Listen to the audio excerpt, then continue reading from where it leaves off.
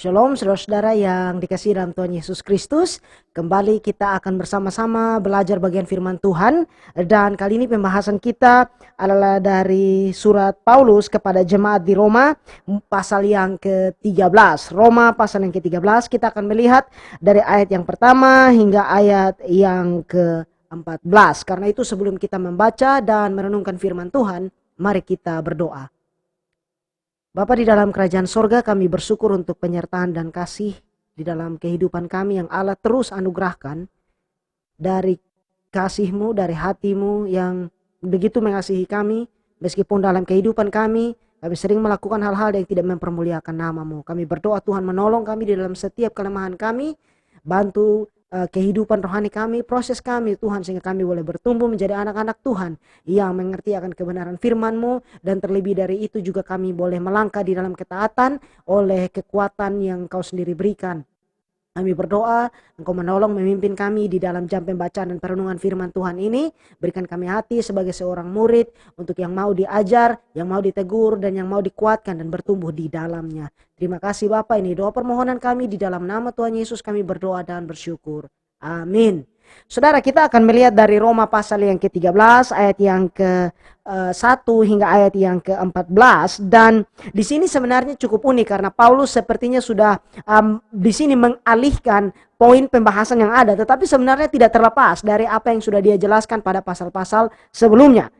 Pada pasal 12, Paulus sudah berbicara mengenai keadaan dan posisi orang-orang percaya, yaitu orang-orang yang mempersembahkan tubuh dan diri mereka bagi Allah sebagai persembahan yang hidup dan pikirannya dibaharui. Kita bisa melihat di dalam Roma pasal yang ke-12 ayat yang pertama hingga ayat yang kedua.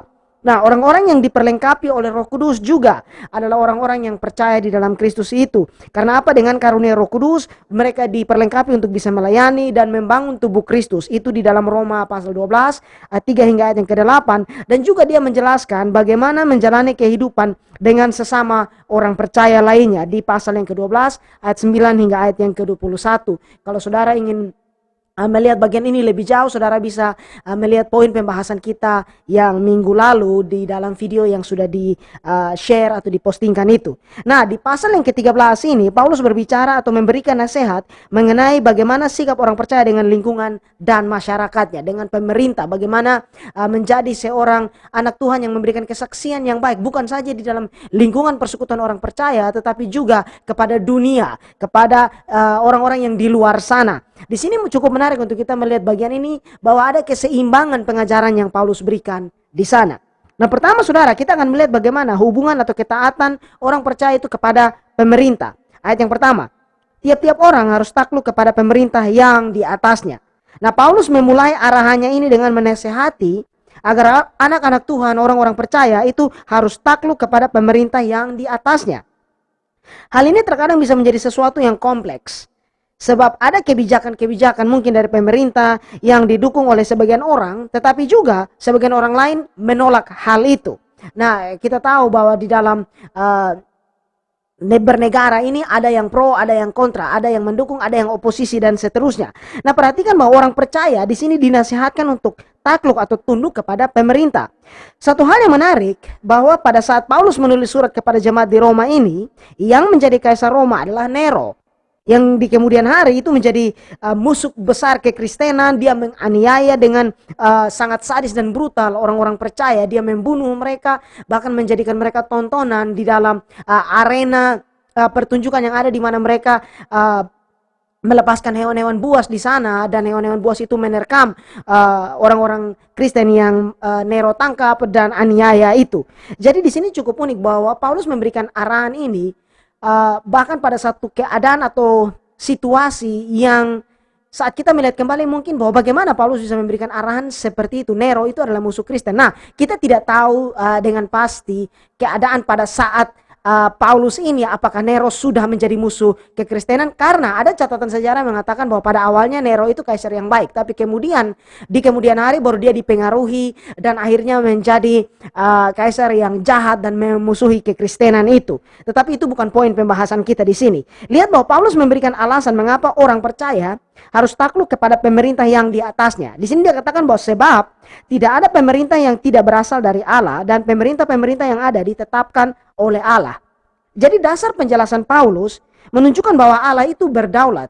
Siapapun yang memimpin, siapapun yang menjadi pemimpin negara ini, Allah berdaulat, Allah yang menentukan. Mungkin kita tidak setuju, mungkin ada orang yang tidak setuju, atau mungkin pemimpin negara, pemimpin daerah kita, mungkin ada kebijakan-kebijakan yang tidak kita setujui. Tetapi saudara ingat bahwa mereka ditetapkan oleh Allah di sini.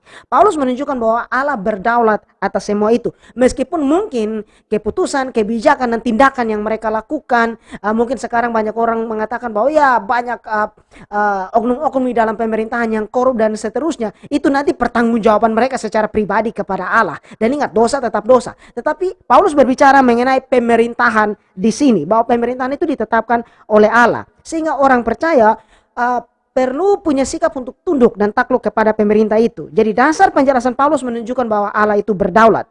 Artinya bahwa bahkan mungkin seperti tadi saya katakan, menurut kita pemerintah itu memiliki program atau kebijakan dan pandangan politik yang mungkin ada yang tidak kita setujui, tetapi kita harus melihat bahwa tidak ada yang terjadi, termasuk pemerintah yang berkuasa itu, yang di luar dari kendali dan kedaulatan Allah. Lalu di ayat yang kedua, sebab barang siapa melawan pemerintah, ia melawan ketetapan Allah, dan siapa yang melakukannya akan mendatangkan hukuman atas dirinya. Nah, menarik bahwa Allah adalah Allah yang menciptakan sebuah keteraturan. Alam semesta ini terbentuk dengan keteraturan yang luar biasa. Dan itu juga kita bisa lihat di mana dalam kehidupan kita Allah menetapkan pemimpin-pemimpin, pemerintah-pemerintah, supaya ada keteraturan di sana. Ada hukum, ada aturan, ada tatanan, supaya kehidupan ini boleh berjalan dengan baik di sana. Dan bukan saja baik, tapi juga berkembang dan menjadi satu kehidupan yang bermanfaat. Artinya bahwa karena pemerintah itu ditetapkan oleh Allah, maka sikap atau tindakan melawan pemerintah itu, kalau kita lihat di ayat yang kedua, itu dipandang sebagai tindakan melawan ketetapan Allah. Dan tentu setiap sikap perlawanan itu ada akibatnya, ada konsekuensinya. Sederhananya kita lihat di Taman Eden, Allah menetapkan bahwa manusia tidak boleh memakan buah pengetahuan yang baik dan yang jahat itu. Tetapi apa yang terjadi ketika mereka langgar? Ada konsekuensi yang dialami. Maut datang, kutuk itu diberikan, dan mereka diusir dari Taman Eden itu. Kemudian saudara lihat di ayat yang ketiga sampai ayat yang keempat di sini. Sebab jika seorang berbuat baik, ia tidak usah takut kepada pemerintah. Hanya jika ia berbuat jahat. Maukah kamu hidup tanpa takut terhadap pemerintah? Perbuatlah apa yang baik dan kamu akan beroleh pujian daripadanya. Karena pemerintah adalah hamba Allah untuk kebaikanmu.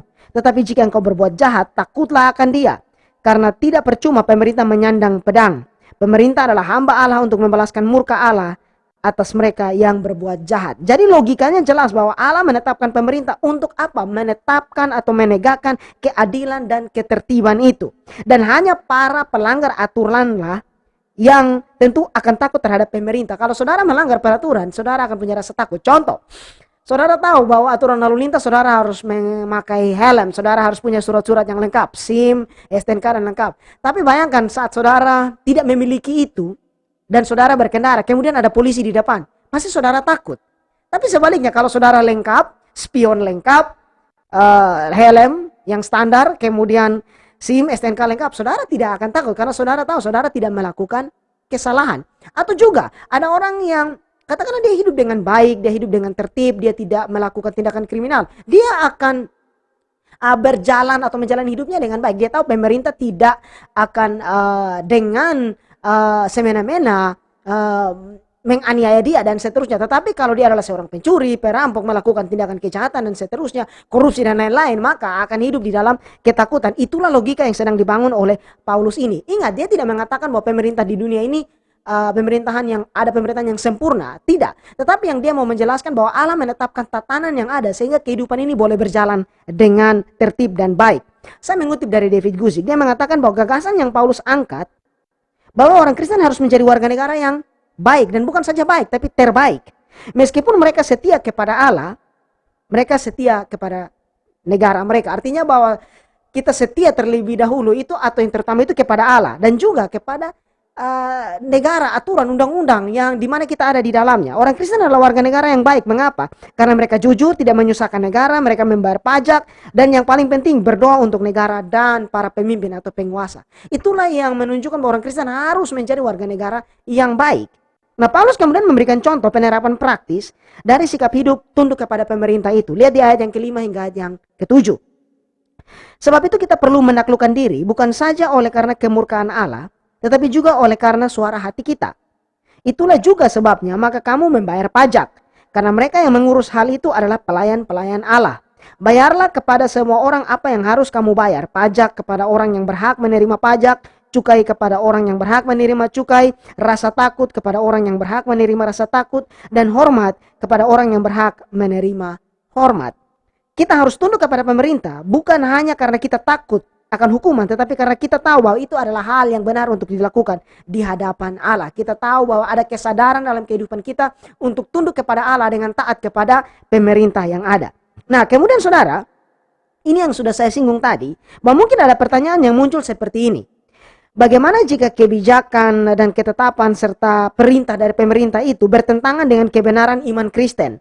Sebagai contoh, katakanlah tiba-tiba ada aturan yang melarang untuk orang Kristen beribadah, menginjil, melayani, beriman kepada Kristus dan seterusnya. Atau aturan-aturan yang menganiaya orang-orang percaya. Nah saudara, sebelum kita lanjut, ini catatan bahwa ini bukan berarti bahwa dalam hal aturan seperti COVID atau kedaruratan lainnya yang menyangkut keselamatan orang banyak, itu ada pembahasan yang lain, itu kasusnya berbeda saudara. Jadi ketika ada wabah, ada virus dan kemudian kita harus mungkin tidak bisa bertatap muka seperti saat ini kita beribadah secara online, maka kita juga harus mengerti dan kita tidak bisa mengatakan bahwa oke, itu karena pemerintah mau menghalangi kita atau menganiaya orang percaya untuk tidak beribadah bersama. Tidak saudara, karena katakanlah kalau saudara sakit kemudian itu tertular kepada orang lain, terutama dengan penyakit yang berbahaya seperti COVID ini, maka juga saudara tidak bertanggung jawab. Menjadi orang yang tidak bertanggung jawab itu saudara semena-mena. Sehingga kita harus hati-hati dalam melihat hal ini. Jadi katakanlah ketika segala sesuatu mungkin tidak bersifat kedaruratan dan kesehatan, tapi kemudian ada aturan yang melarang orang untuk beribadah. Mungkin contoh seperti negara-negara yang melarang untuk Injil diberitakan, atau ada daerah-daerah atau tempat-tempat yang orang Kristen tidak bisa dengan leluasa memberitakan Injil sehingga harus bersembunyi karena mungkin ada aturan dalam negara itu yang melarang pemberitaan Injil. Nah, di situ kita perlu lihat bahwa ketaatan kepada Allah menjadi hal yang mutlak. Itulah ketika kita taat kepada Allah dan kemudian katakanlah ditangkap dan disidangkan, maka di situ kita menderita bagi Kristus. Jadi kita harus membedakan bahwa saat dimana kita menderita untuk kebenaran, menderita bagi Kristus, dengan kita mendapat konsekuensi atau akibat karena kelalaian, karena keegoisan, karena keras kepala kita yang sebenarnya tidak berdasar pada kebenaran firman itu. Nah, jadi saudara, kita lihat bahwa apa dan bagaimana sikap orang percaya ketika iman Kristen ditekan, dalam artian bahwa kita seperti tadi contoh, mungkin ada aturan-aturan yang melarang atau menekan untuk orang Kristen tidak bisa menunjukkan imannya atau hidup di dalam imannya. Nah, di sini saudara, jika itu keadaannya, maka kita perlu bersikap seperti para rasul saat mereka dilarang untuk memberitakan tentang Yesus. Dan ada kisah di dalam Kisah Para Rasul pasal 5 ayat 27 sampai 29 di mana rasul-rasul memberitakan Injil tapi kemudian mereka ditangkap, dan mereka saat disidang ini yang terjadi.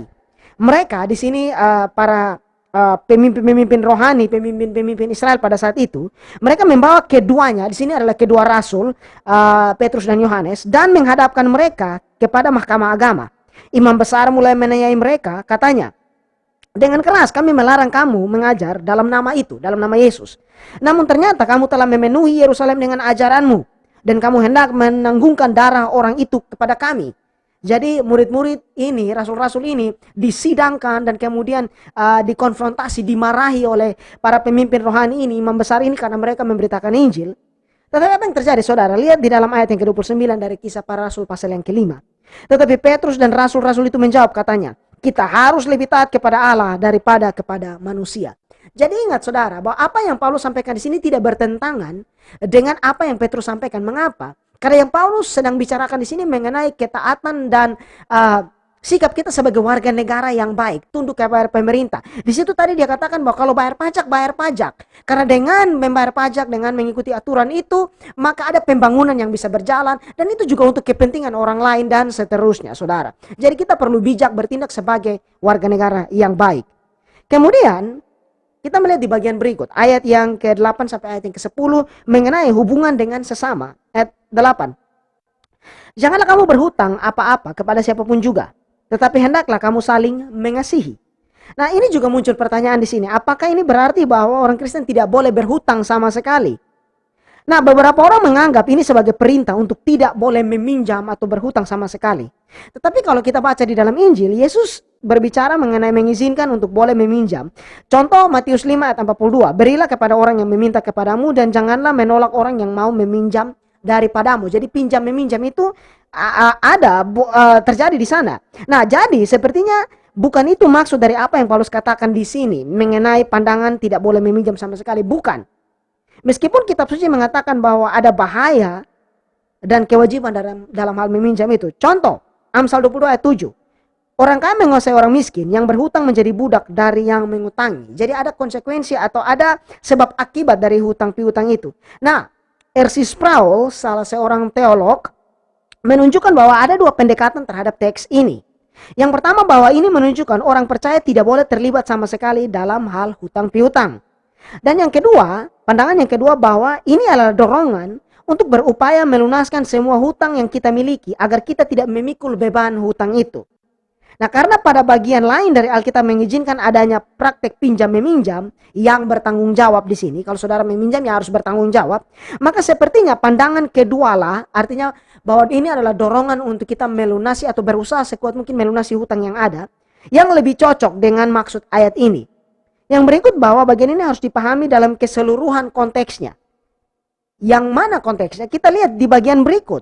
Mulai dari ayat yang ke-10 bagian yang kedua sampai di mulai dari ayat yang ke-8, di bagian yang kedua sampai dengan ayat yang ke-10.